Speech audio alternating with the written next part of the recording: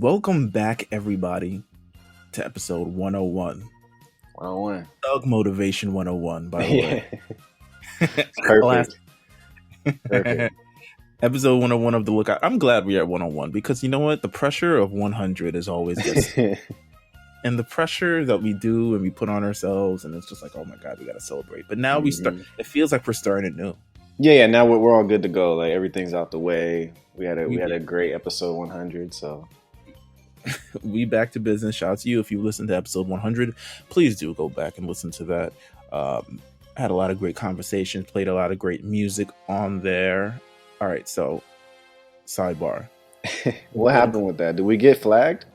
No, we didn't get flagged. No. Let's go. Okay. Let's love.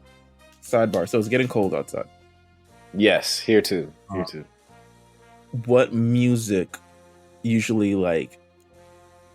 What music like? Because there's a song that I feel like signifies like cold weather for me. Like some weird shit. Like what song like signifies like cold weather for you? That's a good question. Like, what song do I put on when I know it's about to get like when the weather's just changing? You associate it with cold weather. It's not like you putting it on and it's like let me warm up. It's like you're associated with like cold weather. Let me tell you too. I listen to like I remember when House of Balloons came out, and I would play The Morning like religiously. I think that whole project is like such a fall winter project. I love the feeling. That's amazing. I was waiting for the police to stop rolling by. I heard him pulling up. The weekend, The Morning is like every now and then. I don't play as much as I used to, but man, it still kind of hits the same for me. So today I was running outside. It's cold. I don't recommend it anymore. Yeah, shorts on? I did have shorts on. Yeah. Yesterday I had long pants on. Today I had shorts on. So you know. What cold? Yeah. Your body warms up. Like, yeah. All right, so boom. So 2 songs that are always associated with cold. And one is funny because when I was with Jamal earlier this year, it really really popped off. So one is What We Do by Freeway, Jay-Z, and Beanie Siegel. Okay. Yeah. Stop working and I travel. Like, yeah, that's how you just know, right? That's like Bundle Up.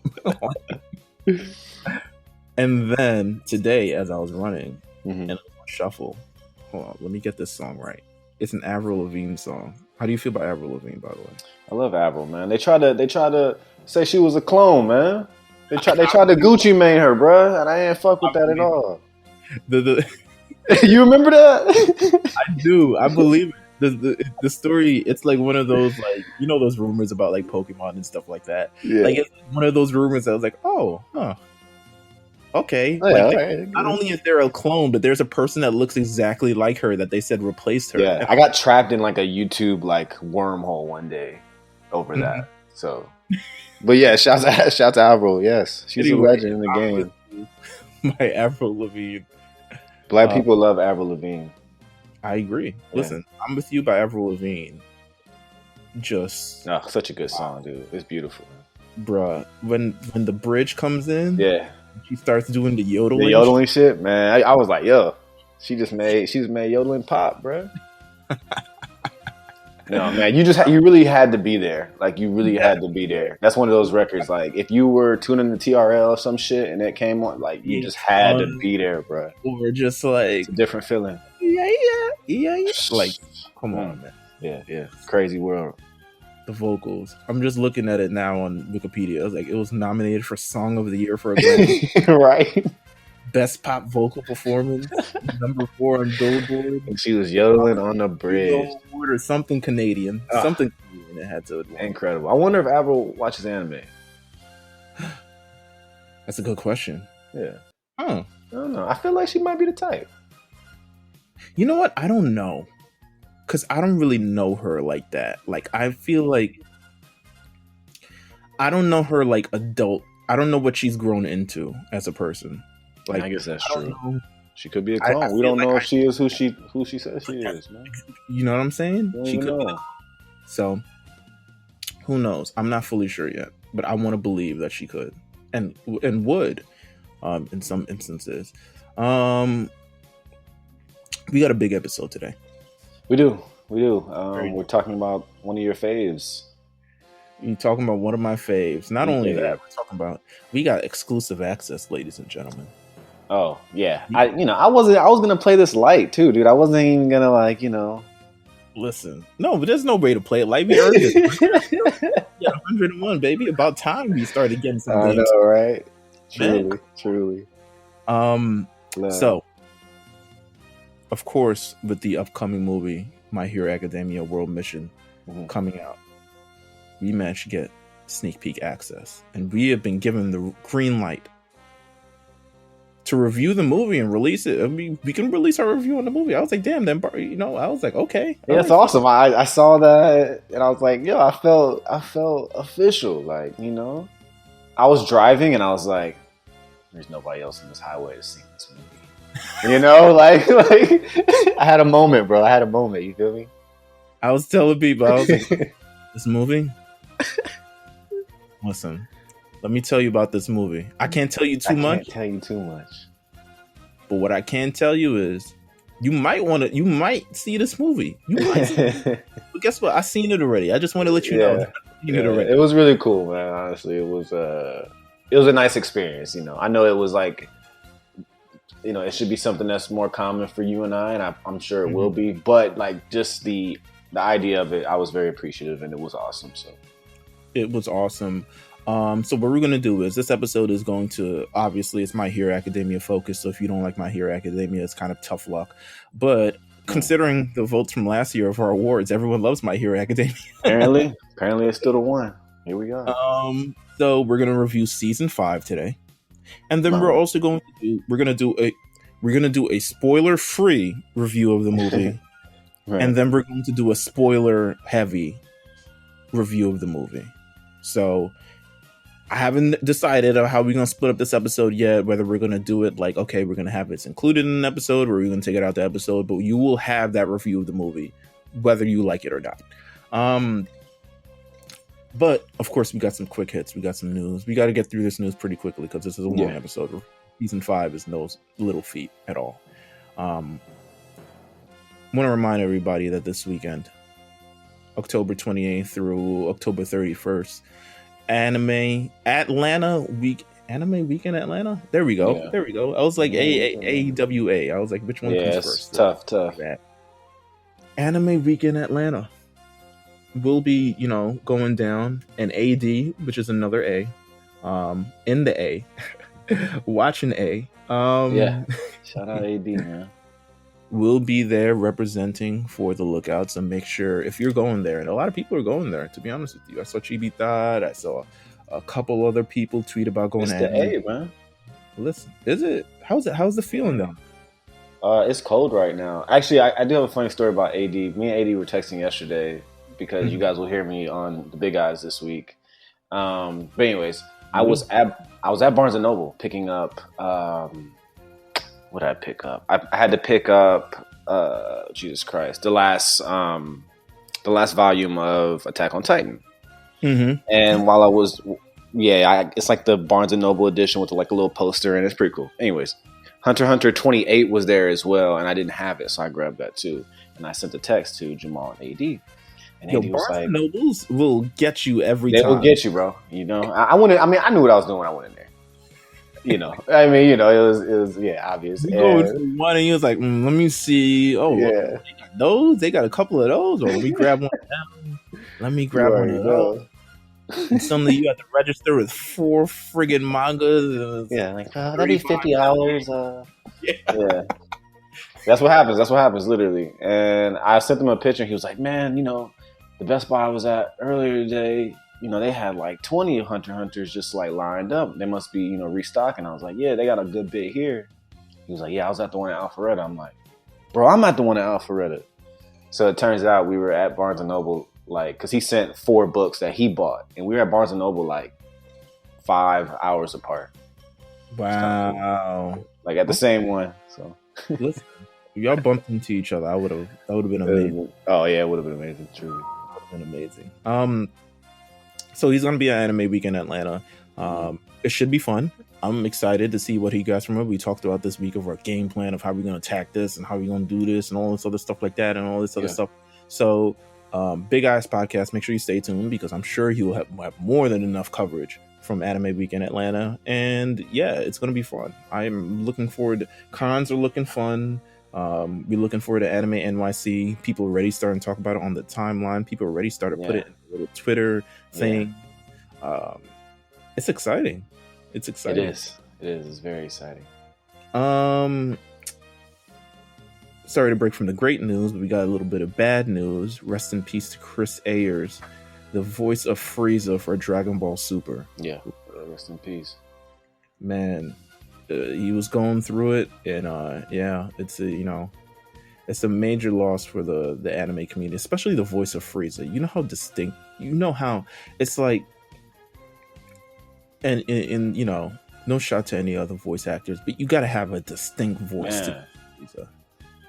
Not everybody can do Frieza. Not everyone can't imitate it. It's so unique, and you know it when you hear it. It's great work from Chris. So it's a damn shame. It's just, big loss for the community. Big loss for the community. R.I.P. Chris Ayers.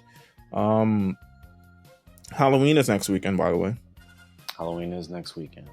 Have you been keeping up with the cosplay that's online? A lot of people doing the 31 days of cosplay. I've not. I've been seeing a lot of basically all the anime that's blown up this past year. Getting a lot of love, like Jujutsu and obviously we got.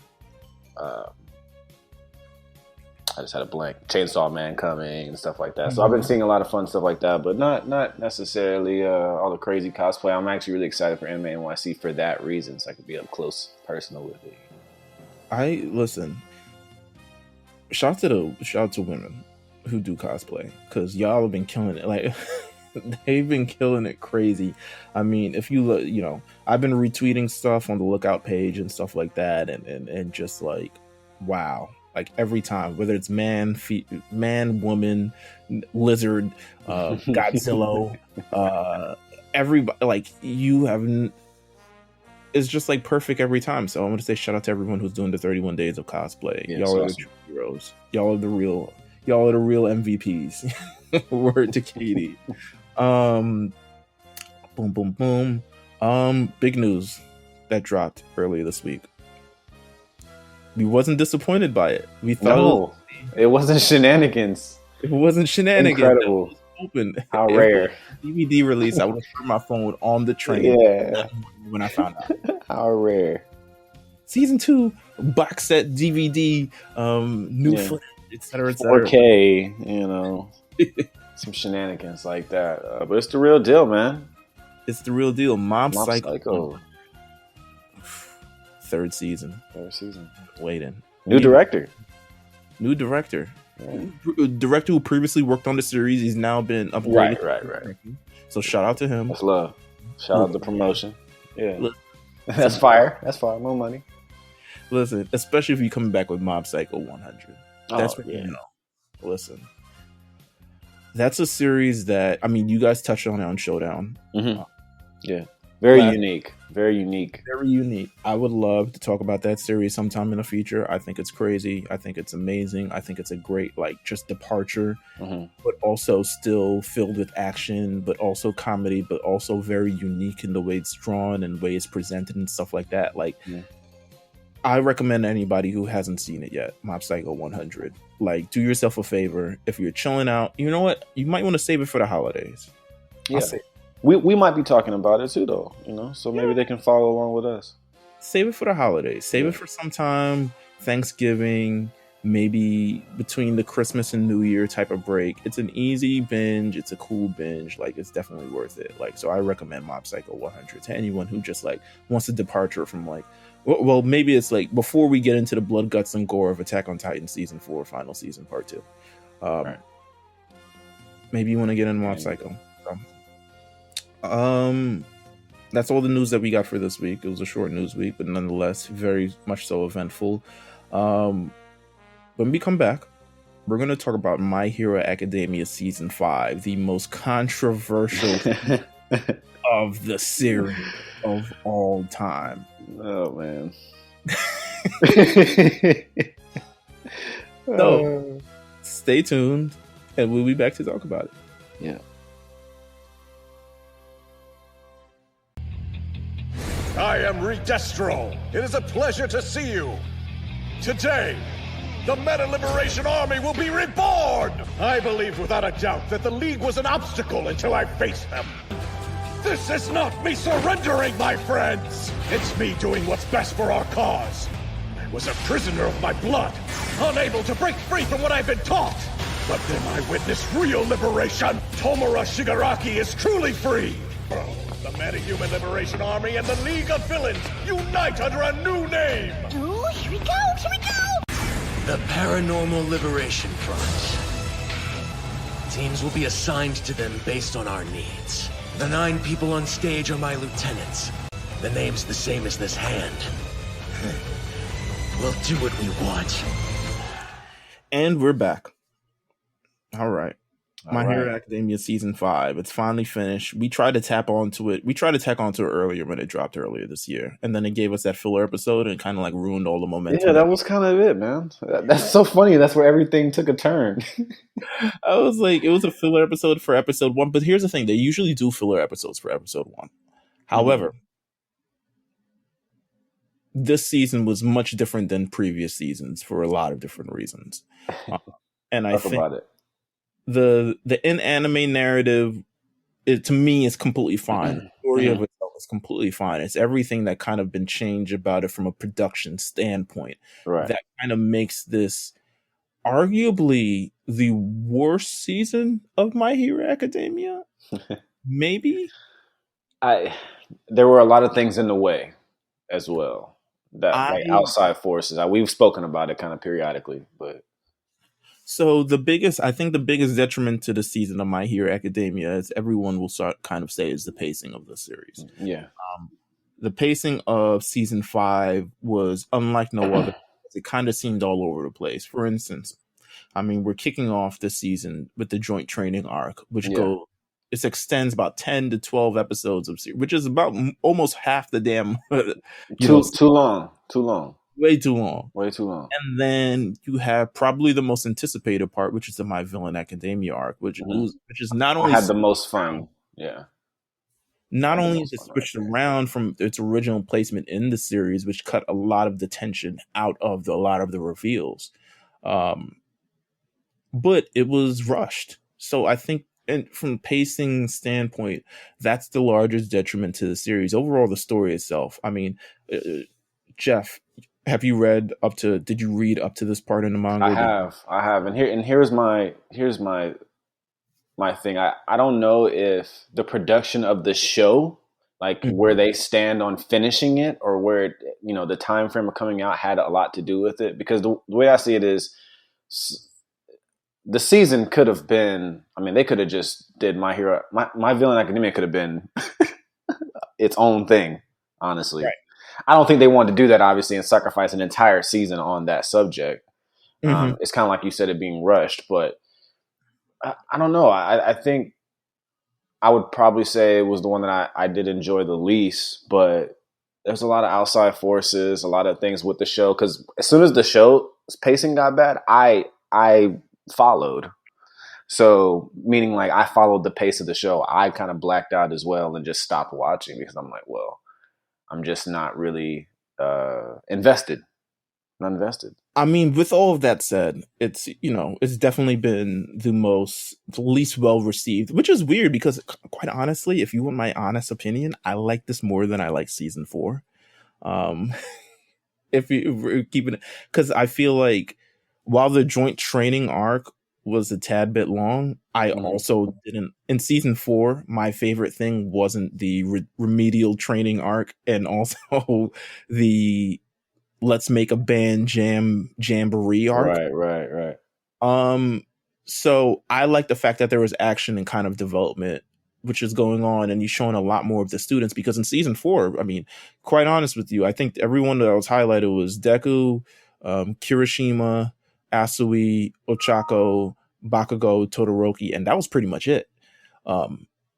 So for this season to kind of open and you get the joint training arc with kind of everyone in class 1A, class 1B, kind of see where everyone's kind of at. I love that aspect, but yeah, the pacing for this is way too long. I couldn't, when I'm not in it every week, I don't want to take the fact that I wasn't locking into it every week as a fault to the show. But at the same time, like the way that I am is if I'm really onto something this massive that you got me into, which I actually really do care about the series, I'm usually pretty invested. You know what I'm saying? Like, and it was just something with it. It just wasn't fulfilling me on that level.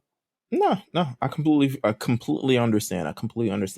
So let's run through this joint training arc now that we're talking about this, and we can run through it round by round, and we don't have to make this as long as the 10 episode stretch of this, because it is not that much to talk about, to be honest. Yeah. Round 1. I mean, let's talk about the standouts among the students. First of all, we have Shinso, who's been incorporated. Shinso big dog. 2. I respect it, man. He getting trained now by Aizawa. Mm-hmm. You got the little I saw the little ropes, the I forgot what he calls them. Not ropes. I mean, they're not ropes. No, they're definitely like cloth. It's binding cloth. Binding cloth. There you go. So he's got the little binding cloth. Aizawa's teaching him how to use it, because when Aizawa was a kid, he had to learn how to use this and had to learn how to use a lot of close, combat because of his quirk. And he realizes the same thing as with Shinso. Is like, Shinso, if you ain't got no hands, you ain't even good. What you doing, bro? Yeah, you ain't ready for this if you can't actually throw down. So you need something. You need something out, to balance you. It was just like season 2. Season 2, he used his quirk. He thought it was all nice and dandy, and then when Deku snapped out of it and hip tossed the nigga through the damn, he was like, "Damn, I'm trash." Yeah, that's it. I'm trash. I need a binding rope. I need binding rope. With that said, so round 1. I mean, let's talk about the standouts. Round 1, I think the standouts has to be one Asui, because she is. Come on, bro. You already know what's up. She's just amazing in every sort of the word. It was. Do I really want to? Let's see. All right, hold on. Joint training arc. My favorite parts of the first round was the Asui and with that what court did that Hirota. Yeah. Like the my beast court. Yeah, beast court. I turned into a beast, and I got beastly something. I'm trying to figure out, do I want to do the teams or not? Y'all not going to know the names. Trust me. Class 1B, I'm not interested in learning all of their names, to be real with you. As great as they are, it's just not. I'm not going to learn. I just learned. We already have, I'm about to say. We have a lot, bro. So class 2, it's really like who you got. So round 1 was between well, I guess the Wikipedia lists their hero names. Anima, which is the guy who talks to animals. Chargeable, which is lightning guy. Froppy, Asui, Kirishima, Red Right, and Shinso versus Dragon Shroud, Gavodian, Subaraba, and Vine. Subaraba. Yeah, I mean, listen, it's it's your standard My Hero Academia, what you would expect. Like, yeah, you get a little bit of everybody. You get to see some new techniques that they've learned, some fun stuff. I think it's cool. Like, it wasn't. I think showing Shinzo off a little bit was kind of like the coolest thing about it. I would probably have to say, and figuring some different things out, changing his vocal cords with this little mouth machine, whatever the fuck it is. Yeah, I thought that was cool. Yeah, of course, everyone, the students are watching on the big screen. It's just your normal My Hero stuff, man. I wasn't mad at it. It was cool. It's fine. Yeah. A little long. Round 2, we got Tsukiyami, who can now fly with Dark Shadow. He calls it Black Fallen Angel. We respect that. What a name, right? Sounds like a Yu-Gi-Oh move. It reminded me of Black. Was it Dark Angel? That Black magician girl, black fallen angel. That's what shit Yugi would say. oh my god! And then Kinoko's mushroom, which was silent killer in all of this, managed to get. Mushroom shit. She managed to get a mushroom in Tsukuyomi's throat and nearly choke him to death. Which I was just like, wow. What a way to go. Yeah, listen. And that's how they kind of won the battle. Also featured in this battle was Momo, Invisible Girl, Aoyama, versus Big Fist Girl, Comic Man, which was incredible. Yeah, awesome. Mushroom Girl, and Vanta Black, the guy who sleeps in shadows. Yeah. Good for them. I wonder, like, some of these, like, Vanta Black might be a little offensive, to be honest. Just a tad bit, bro. But listen, that's what I was just about to ask you. I wonder who clears these. Like how does this stuff get cleared on paper? I guess it's not blackface if the rest of him is black, but that's neither here nor there. Listen, he seeps into the shadows like your man. So, that's all we got to say about that. Round three was a big. Wasn't this the best? I mean, this was probably the best round. It was, yeah. It was one that was like a battle of will and who can outlast who. Because to be honest with you, I know we called many moons ago, we called Ida the Yamcha of the series, but he's stepping up. I mean, real form. And yeah, he got the good animation too. He got the good. Yeah, he did. They got the big bucks on it. It's almost like they made sure, like, oh, people are starting to compare him to other characters in other animes and manga that aren't very popular. We need to switch this shit up. We need to make him more cool. Gotta make him a little bit more cooler. So Ingenium's reciprocal burst, which previously could stall out after doing it a couple minutes, he's like, nah, I could do this all day now. 10 minutes, that's me. I'm older. He pulled out the like engine shits on his leg and replaced them with new ones and stuff. I was like, doesn't that hurt? Yeah, you would think so. Burst, baby.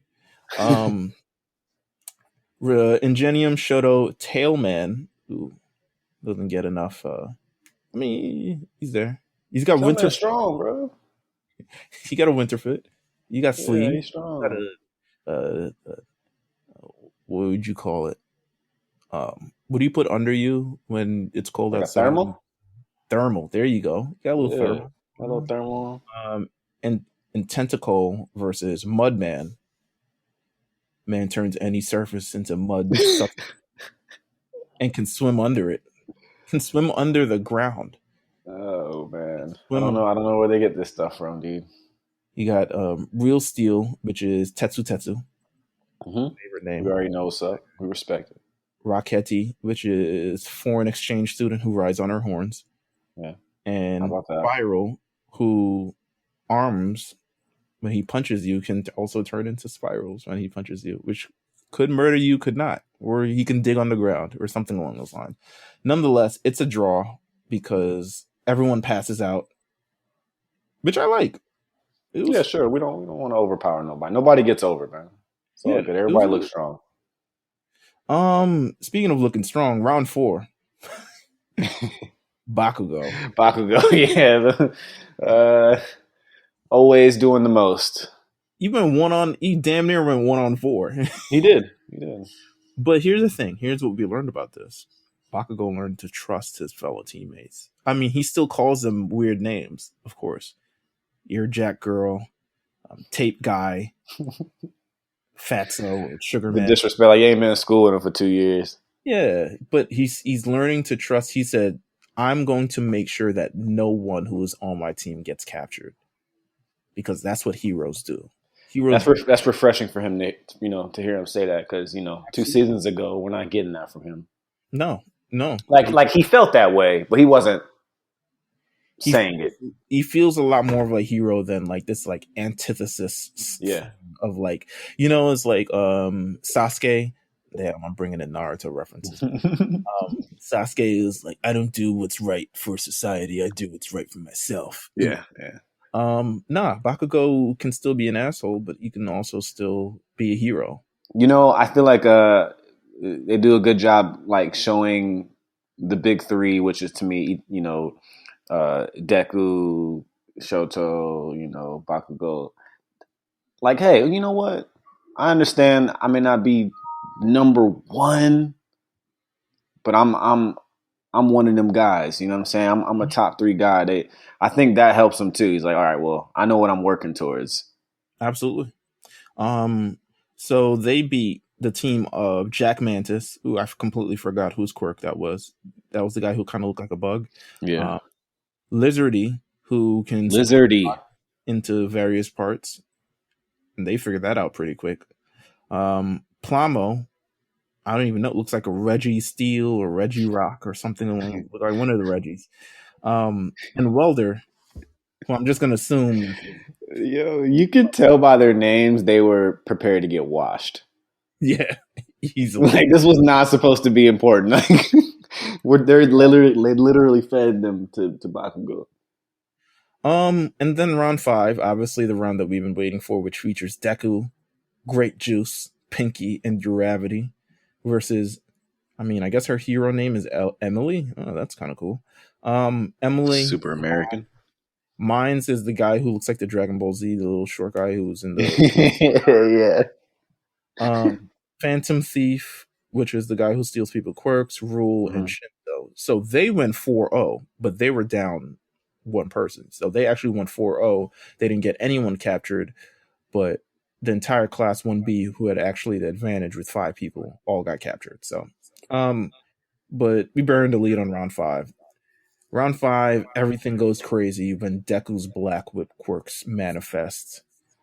Black Whip. It's a great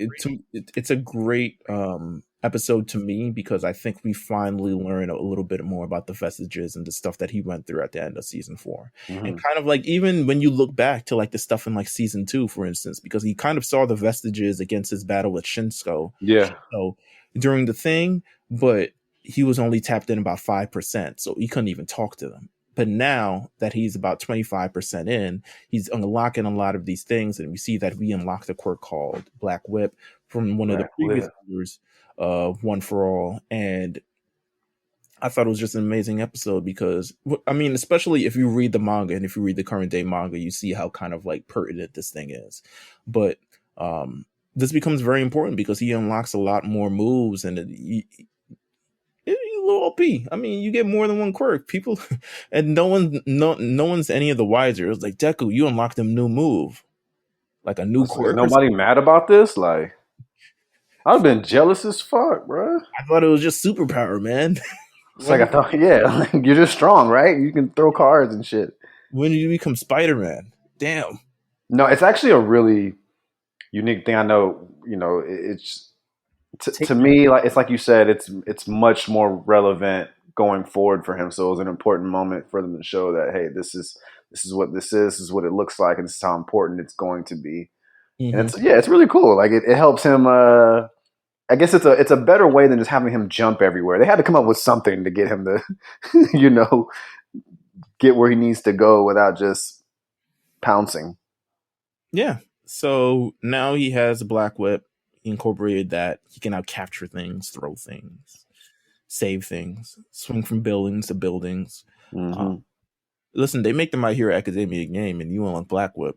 Suddenly, you turn into Spider-Man, rolling through the city. Man. An open world My Hero game? What? Come on. I'll be with that. Create your own hero or villain. Stop it. Because I love that I need to get divided. So we're jumping a lot around here. Here's where the season gets shifty after this droid training arc, because there's more than one way we go about it. We can go how the series was supposed to go, or how at least how the manga kind of has it planned out, which is after this, it's supposed to be the My Villain Academia arc. However, due to what people suspect is the release of the movie, which the movie in Japan came out while this season was going on and before the season completed, unlike the side, they had to switch around the arcs to prevent spoilers. Now, when you get to our movie review, you're going to realize why I hated that. But Well, I think it was like because when I had noticed, obviously when I watched the movie, and I think it was like the episode where they start getting into Todoroki's family and Hawks is talking, mhm. um, and they were, I think they showed like a slight clip of like that. I know I'm trying not to spoil any of the movie, but there's something that it leads into the movie perfect, basically. Right. So we're gonna talk right now about. Let's talk about Hawks, Double Agent Okay. Hawks. Yeah. What are our thoughts about Hawks now that we've seen him in a much bigger capacity this season than he was in season 4? We kind of saw him at the tail end of season 4. Now we kind of see him throughout the season. He's making moves. He's making deals. He might be with the cops. He might be with the ops. Like he might. We just don't know. We're unsure, which makes his character that interesting. I agree. Yeah, I think they definitely, have Hawks. I mean, he's made and he's designed to be someone that you're interested in, but we're only going to give you so much. So getting him as much as we did in the season, especially his role, double agent, and not being sure how he's really working. Double agent. Yeah, double agent Hawks. Yeah, he's like a double agent because the Hero Public Safety Commission sent him to go uncover like League of Villains shit. Yeah. So they're like, yo, something weird's going on in that Daika city. Something weird going. See, this is why this series doesn't make any fucking sense. And the way it was presented, because they were supposed to show us this, and then we were supposed to inquire, but now we're inquiring about stuff that we haven't seen, and everything gets spoiled. But there's something wrong going there. We want you to uncover this. So I'm not actually sure. So here's my, and this is maybe where Turtle Quirk comes in. Shout out to Turtle Quirk. Follow him on YouTube. Yeah. I'm not sure if the Daika City stuff happens before the Endeavor thing at the end of season 4. I mean, do they give us a way to really know? So all this happens around Christmas, New Year's type of thing. And then Endeavor arc happens closer towards the end of the year, New Year's thing. Okay. They show My Villain Academia, which happens before that. But then Dobby is supposed to go talk to, he says, at the beginning of My Villain Academia arc, I recruited a hero that I want to talk to. Yeah. Talk to Hawks. Hawks talks about this the same time. Endeavor, they unleashed. No. During the My Villain Academia arc, the Dr. Uragaki says, Uragaki or whatever the fuck it is, says, I want you to use a Nomu, Dobby. If you're going to do this other thing, I want you to test one of my Nomus out. So this made all this. That's right, because Dobby was like, I'm not trying to help. And he was like, well, that's fine, but just do this for me. Right. Which would lead into that attack. Right. The attack at the end of season 4. Correct. There you go. I mean, I guess they make you piece it together in a strange way, but yeah, it looks like it was before. Yeah. But the shifting of the damn arcs around makes it a little bit more confusing. But so Hawks is playing double agent. He's working under his Hero Public Safety Commission to uncover what's going on with LOV. But then the League of Villains, who's under him, or at least the Meta Liberation arc, or whatever he's supposed to be working under at this point, he's working under, wants him to do stuff for them, which now he comes up with the implied death of my man Best Genius. Yeah, young Genius, man. In a body bag, fresh as denims. Fresh as denims. Fresh as that. Bury me in denim.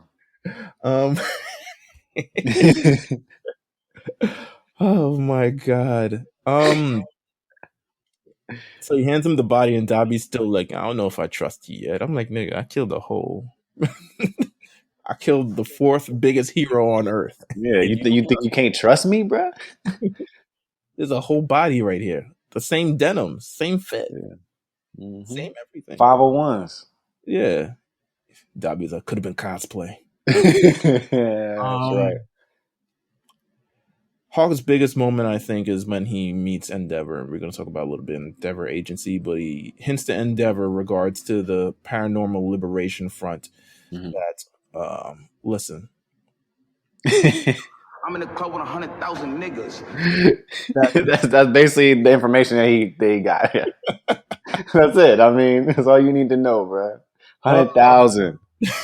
100,000. What a number, bro. Hunnid, that could be overkill in any other sense of the word. Yeah, like come on, dude. My favorite part. So here's my biggest thing with the series. So this is supposed to come at the end of the season, really. Mm-hmm. And it's supposed to be the buildup of tension to this moment, because when you read it in the manga, it's like the panels just dart from, he's like, oh, second word, second, the second, oh. And he's reading and he's like, 100,000 niggas about to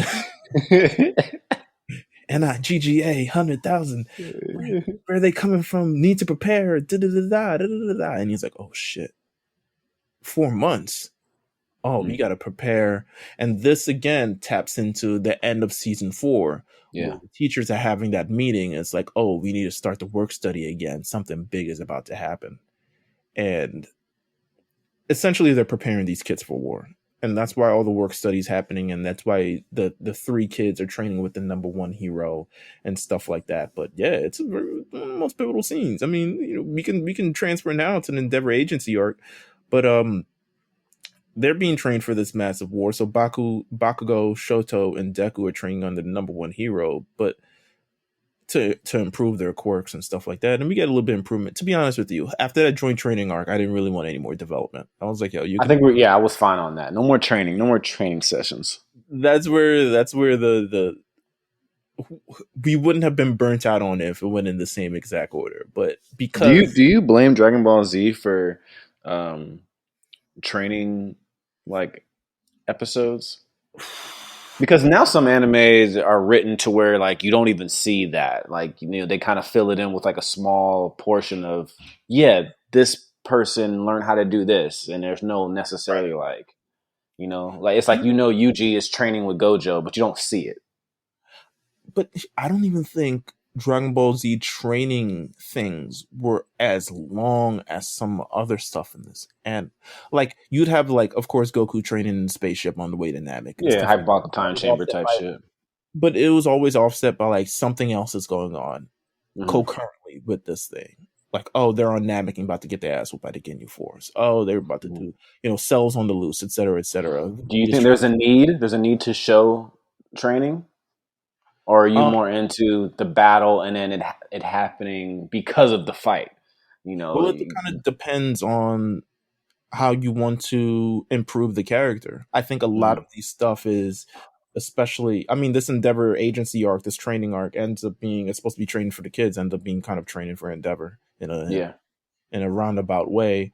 But it kind of depends on, I think this was to kind of showcase, it's like, we need to get these kids ready soon, now, and they need to be up like 80 levels. Like we need to be real shit about to go down, surfing on the side of Cinnabar Island, getting rare candies type stuff. Like we need to be one of those. We need to be in the wild area, fighting level 65 Machokes and stuff like that. That's where we need to be with ours. Good experience. Endeavor agency arc. So we learned about Endeavor's relationship with his family. We already knew it. So this begins the beginning of the rehabilitation of Endeavor's image to us. Yeah, to look at him in another way is like, okay, you're not bad. You're not that. To me, it started in the season 4. That's when I was like, you know what? You're kind of cool. Yeah, you're all right with me, man. But this is full circle right here. Yeah. This is full circle though, 100%. So we meet their family. We meet Natsuo. We meet I forgot my homegirl's name. Eiji? I might be Edgy. Todoroki or Enji or something along those lines. But we meet Shoto's family. We learn kind of about the history of it. Bakugo and Deku are on for dinner. It gets real awkward. Mm-hmm. Like, I've been like, bro, I would have texted him under the table like, yo, why'd you tell me to come here, bro? Like, shit weird, bro. That shit kind of weird, bro. Like, I'm sure Shoto was like, y'all family's not always like this. Like, y'all, a word, okay. Especially, I'm sure they have good days, though. I'm sure they have good days. You ever had dinner at Bakugo's house? Like, I'm sure. I'm saying, might be turning up over there. But we learn about the son Toya. Oh, Toya. Yeah. Oh, how much spoilers have been revealed. Yeah. All right, so let's. All right, let me shut the fuck up. I mean, it's the most non-kept secret. yeah, people know what's up for the most part, but we're not gonna talk about it on here because I think it is a major I'm talking about spoiler. next season. If you only watch the anime, it's major. Yeah. Yeah, it's a major thing, but it's Toya. So we learn about Toya. Essentially, Toya's son who was killed, training to become, what his father wanted him to be, and his family resents him because like you pushed him and you pushed mom and you pushed the rest of us all away, and you're the reason why, and you're supposed to be the number 2, number 1 hero, but you're just miserable, and blah blah blah, and Meanwhile, he's getting fits off every scene, getting fits off. How could you hate a man like that? with a big scar on his face too. Scar is cool You know what I'm saying? Stay getting fits off, bro. We see attack from Star Servant, who makes some prophetic statements, big prophetic statements. So something about darkness will fall upon the hero world because of you, Endeavor, and blah blah blah. And Endeavor's like, yeah, all right. That's what they all say. That's cap. He said that's cap and kept it pushing. Absolutely. What are you talking about? Like that's what he's like. What are you talking about, bro? This is nothing to me. And then I guess as everyone's leaving the Todoroki house because things have just gotten way too awkward for everyone to stick around, another villain ending who's just like, yo, Endeavor, do you remember me? And it was like, no, bruh, I don't. Oh, you man. Like, do I remember you? Come on, bro. It's like you're the hero with the what are you, mummy? What's your name? What is your name? More rope. Yeah, more rope is like, well, here's the thing. Here's Ending's quirk. Ending's quirk is very specific. He can control the white lines on the road. Don't throw this nigga out in the desert or anything like that. He'd be done for it, bro. Anyway, he kidnaps Natsuo, a whole grown college-going kid adult. And they go after him, and we see that, Endeavor is strucken by having to actually confront all these things with his family and even save his son who don't even give a fuck about him. And the kids save him. Deku, Shoto, Bakugo, they do work. And it's like, per usual. Had to step in. These kids are heroes after all. It's like, how many times y'all gonna realize that, man?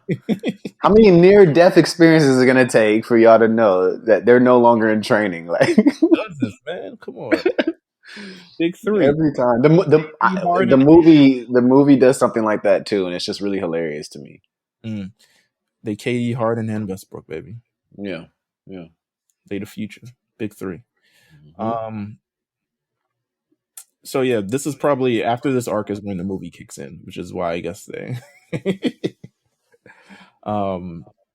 which is why I guess we get the arc switch around. But after this arc is when the movie's supposed to kick in. But this was supposed to be a season, blah blah blah. Aizawa and Present Mike's interlude. I love this episode, or these 2 pair of episodes. It might have been one. It was one. I think it was just one. It was like the last one before my villain. Yeah. This was like, I saw a lot of this stuff on Twitter more than anything, which was kind of cool. I mean, I wasn't seeing. I know, again, we've had like the elephant in the room is my theory was there were so many harsh things going on in the anime world that My Hero wasn't digested properly by many. Right. Because we were in the midst of Jujutsu, we were in the midst of Attack on Titan, like things that have been pretty brutal since they started. Mm-hmm. And then there was this, and it was happening on a week-to-week basis, but I just couldn't invest. And to see people like talking about it, I know the manga was getting talked about more than the anime was. Yeah. Like way more. Right. So I know they were in a special part at that time, but it was just crazy how like people really watch and enjoy things, dog. Like it's really strange. This episode, this little interlude, probably was one of my favorite parts of the season. And it was actually one of my favorite parts of reading the actual manga itself. I mean, as I was reading, we're getting to the part of the series where I actually remember talking about this part of the manga on the Big Eyes podcast when all this stuff was coming out. So this is very like surreal to me. So the first time I read it, I think it didn't hit it. The emotional weight of everything didn't hit as hard as when I probably read it again in its grand context with everything else. Because when you read stuff from week to week, it doesn't hit the same as when you read it all. When you Of binge course. one story. Yeah. I'd be skipping weeks just because of that theory right there.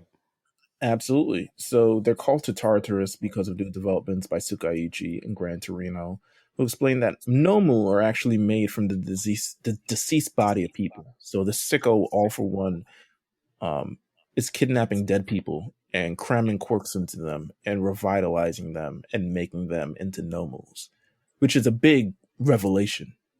Yeah, it's huge. And they learn that Kurogiri is a Nomu, which is big because he doesn't even look like a Nomu. I thought he was just Gen 1 gas. Yeah. Just Plasma.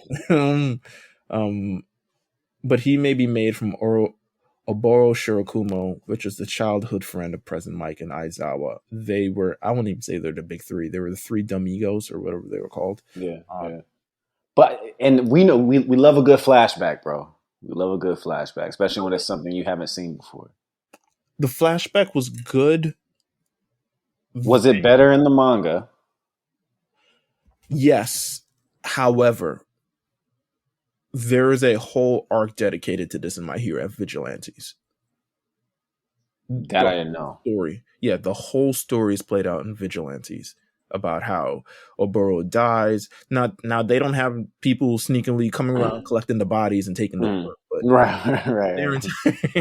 Their entire past story is talked about in the My Hero Academia Vigilantes thing. So when I read that, I felt closer to this.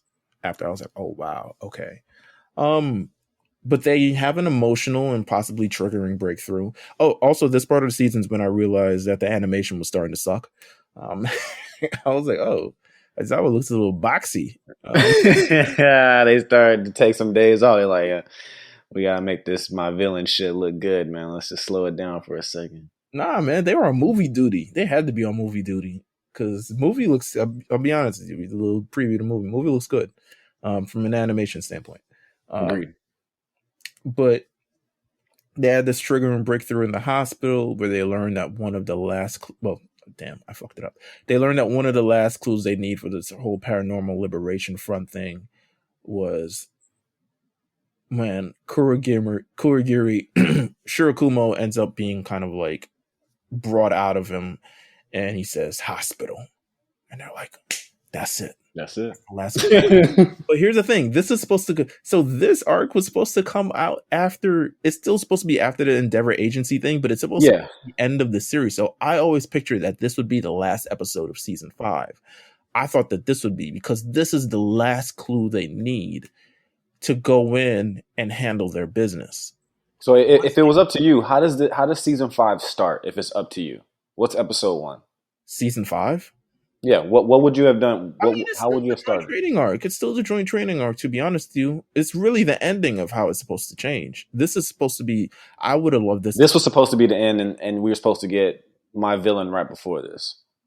Yes. No. You're supposed to get Endeavor Agency. So the Endeavor Agency to this one is pretty good, but you're supposed to get My Villain Academia after the joint training arc. It's supposed to be like this two sides of the coin, joint training, My Villain Academia, while the heroes are, growing, the villains are kind of growing type of thing. So this, I always thought it would be the end because this was like the last clue that they need, but no, we go back into time with the Meta Liberation Army arc, aka My Villain Academia. I've been touting this arc for years. I had the most fun. For years. I'd be like, yo, I remember even talking to you, Jeff, and I was like, yo, wait till you get to this arc, man. It's gonna make so much sense. It's gonna make sense. And I'm not sure if you read this in the manga before you actually saw this in the show. I haven't.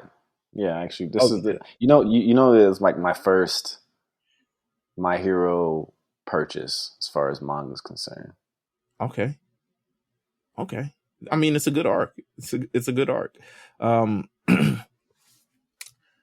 so this, I mean, there's a lot of stuff that's left on the cutting room floor of this, which ties into a lot of stuff. There's um, the beginning, kind of really the first two chapters of this arc is completely gone from the anime, um, where they show that the League of Villains is on hard times. Like they living in the bando, like they eating nothing, and they're trying That's to like dope. rob people, and they're like they're just in a bad way.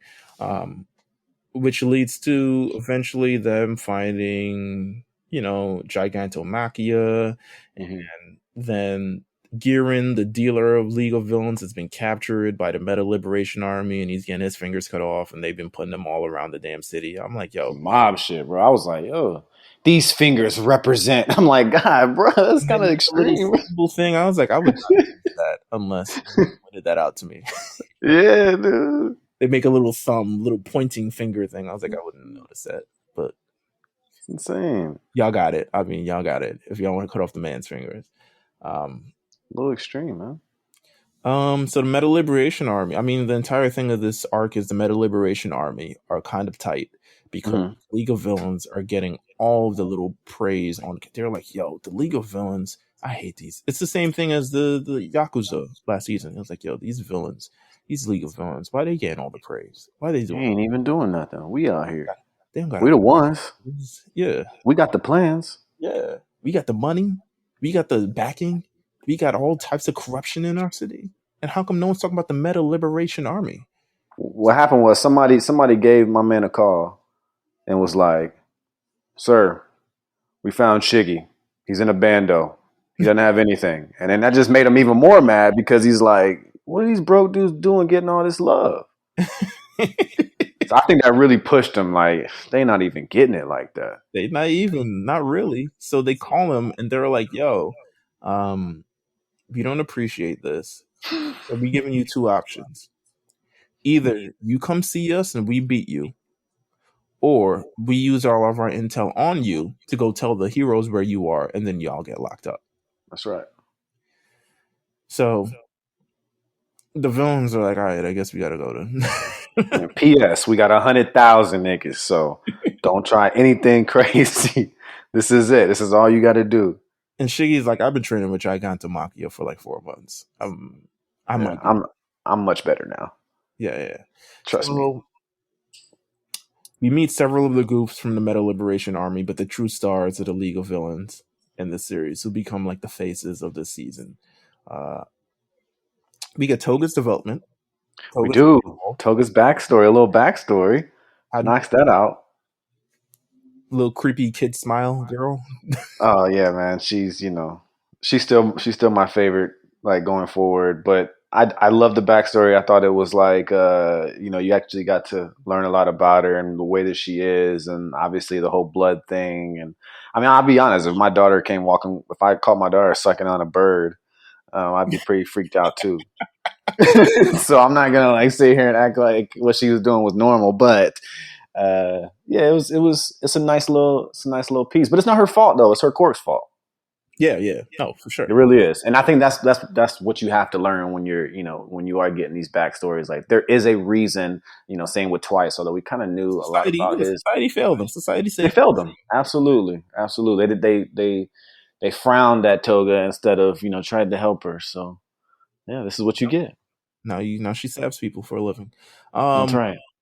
So her quirk, she OP though with that new development though, which we'll talk about. But if she steals, she's now able to use the quirk of the people whose blood that she steals. Which that's big time. And she uses Ochako's quirk to kill people, which is she just dropped them, dude, from midair, and they just died. Bitch thought she had the upper hand. It's way more gruesome in the manga, but they just die.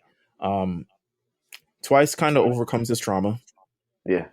His trauma was he didn't know if he was a real clone or not.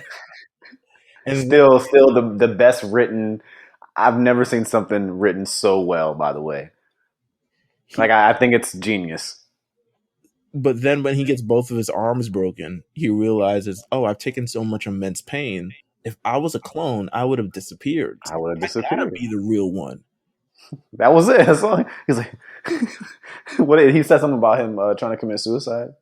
Yeah, something along those lines. But he overcomes it, and he Sad Man's Parade, which is the most OP shit of all time.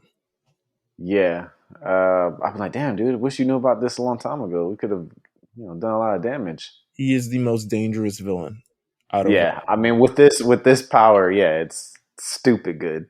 100,000. 100,000. Match the 100,000 niggas with my 100,000 niggas. Listen. But my 100,000 niggas are crazy.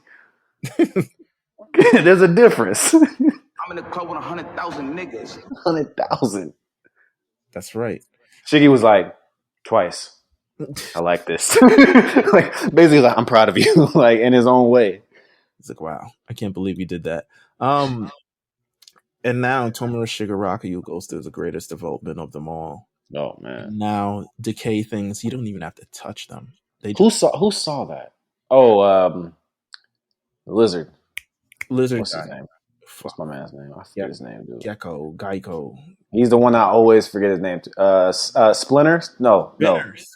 Spinner. Yeah, he was like, did he just decay them without touching them? I was like, God. Well, that scene in general is hard as fuck because Shiggy like hits like the wall. He just like he touches one of them, and the rest of them they all turn into just like a ball of decay. He killed like 30 niggas real quick.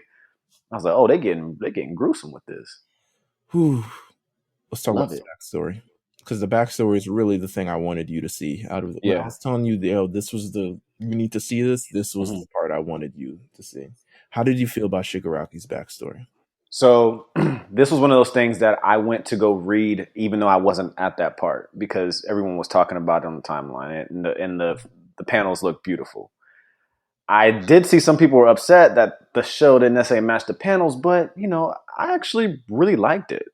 I mean the throwing up, him on that dog, the dog, like just going back and like to that moment where it all happened and him killing his family and how he reacted, and like he was a kid. His dad came in and hit him with a tire iron in the face. And then he just like grabbed his face, shoved him in the ground, decayed him, like just really like gruesome, sad stuff. I thought it was done extremely well. I like Shiggy way more, not because of that, but just like in general, this arc right here, you just get so much from him. A lot of dialogue, a lot of like the way that he is and why the way that he is.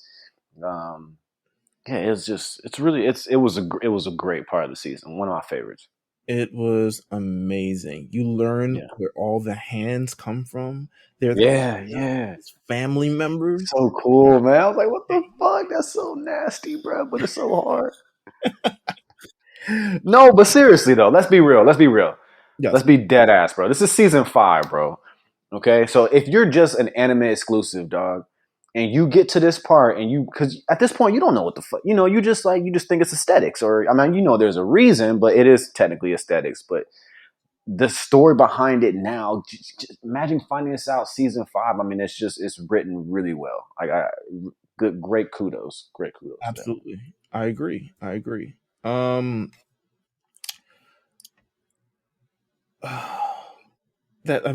So League of Villains, eventually Shigaraki upgrades. Even to the point of after that kind of goes down and he loses he's technically supposed to lose his fingers, but his fingers get damaged because anime, but his fingers are completely like taken off. I think close to damn near his entire hand is taken off. But nonetheless, he goes up against Destro, who tries to get little mechanical Destro type shit, tries to get boss up on him. Can't really boss up on him. Shigaraki blows the entire city to smithereens of Daika City. It just like decays it all. Yeah. And nigga surrenders. That's it. It's like, who the one? Who the one? Let me know. I'm the one. Yeah, we them boys over here. Enough. Which I again, I keep saying it, but I will say if you're going to develop a team of villains so that going forward it makes more sense how powerful they are, this is how you do it, man. This is how you do it. And it was brilliant. Everybody kind of got like a an upgrade of some sort, of power up of some sort, or we just learn more about their court. They got bread now. They took over this shit. Did he not think about this? It's like, bro, if I lose, they're gonna take all my shit over, bro. No. That's the type of shit you gotta think about as a businessman. But he didn't think he was gonna lose. Yeah. He's finding them from the band though. He didn't know they were gonna upgrade their powers. Oh man, broke boys. Listen, League of Villains, first thing Shiggy says after he defeat him is like, y'all got money, right? It's only he now in a 3-piece suit. Everyone got new arms, new legs, new eyes. Everyone's now a lieutenant in the army of 100,000 niggas. He got he put all his people on. He still got the people who were on there before. They still on. They still lieutenants too. Because it was like, I ain't go disrupt the entire. I don't do, that's not my type of. I'm not gonna tell Twice to be the director of this. All right. Twice just does what he does. You do what you do. And then of course we see that Shigaraki now because he's gotten the respect of Gigantomachia, and now he's going under the transformation under the Dr. Uragaki, and he's about to be some real shit next season. It's about to be that's what we want. Real big ting. That's what we're looking for, man. My Hero Academia season 5. Again, I guess pacing, switching things up, really truly detrimental to the overall story of this season. But still major developments that happen in this that lead into season 6, which season 6 is that one. It is that guy. Yeah. It is the one.